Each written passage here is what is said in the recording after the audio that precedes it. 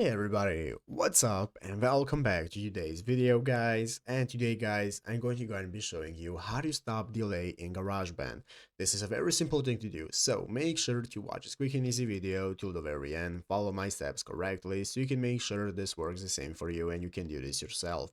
But yeah guys, let's get straight into it. So the first thing you want to do is to go ahead and open up the official GarageBand application on your mobile phone if you've not already. If you do not have the application, just go to the App Store and download it. And after opening it up, you'll be greeted by this main page right here, which is the home page where you can find all the instruments you can play, you have your audio record, and so on.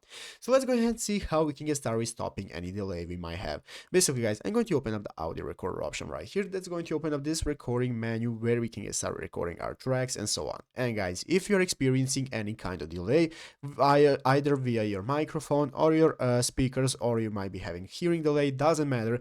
Basically, it all comes to one thing. Make sure that all of your equipment is working good, because the application is always working nicely, and if you have an iPhone, it's always going to work nice and will have no delay on itself. So it's always going to be something up to your hardware. Either you're using Bluetooth speakers or Bluetooth microphone or something similar that is causing the delay if you do not have good bandwidth and internet. So what you want to do is make sure everything is working good, and in the upper right corner right here, click on the settings icon to make sure that your tempo is correct, time signature and key signature, everything is correct, so that all works how you want it to, and so that you can make sure everything is working just like you intend to, and that your hardware is working good. So if all of that is correct, then you'll have no delay, and that's the things you should be checking.